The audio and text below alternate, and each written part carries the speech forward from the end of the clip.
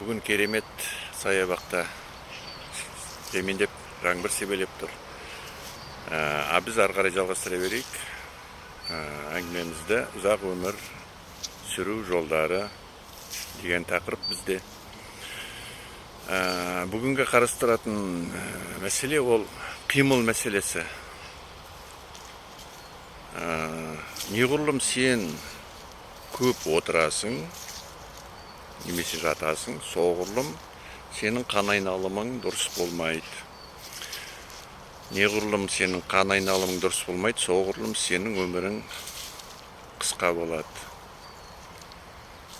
Сондықтан әсіресе мына отырған, ақыры қимылдамайтын болсаң, жатқан жақсы отырғаннан.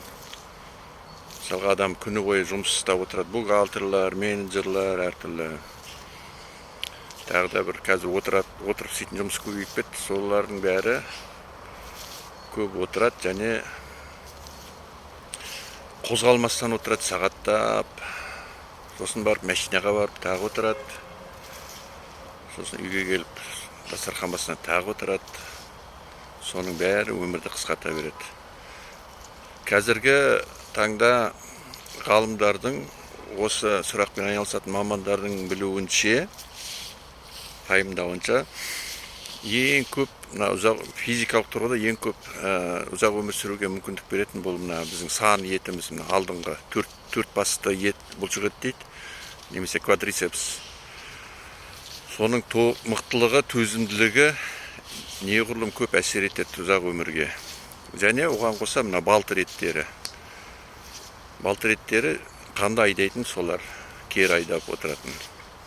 Қан айналымы екі тамырымен жүреді. Біріншісі жүректен шетке қарай кететіндер, жүректен шығып ары қарай бүкіл денеге тарататын артериялық тамыр. Және шеттен қайтып жүрекке алып келетін тамыр бар, веналық тамыр дейді. Сол екі тамыр. Сол артериялық тамырмен қанның өтуіне көп кедергі жоқ, өзімен өзі аға береді, төменге қарай көбінде. Енді басқа енді жоғарыға жүру керек, былай аяқ қолға төменге оңай жүреді, және іш құрылыстарға.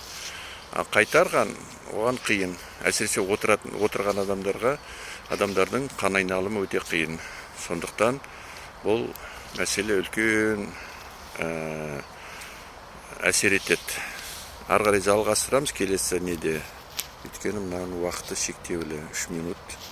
Сондықтан біз ары қарай келесі неден айтамыз осы тақырып.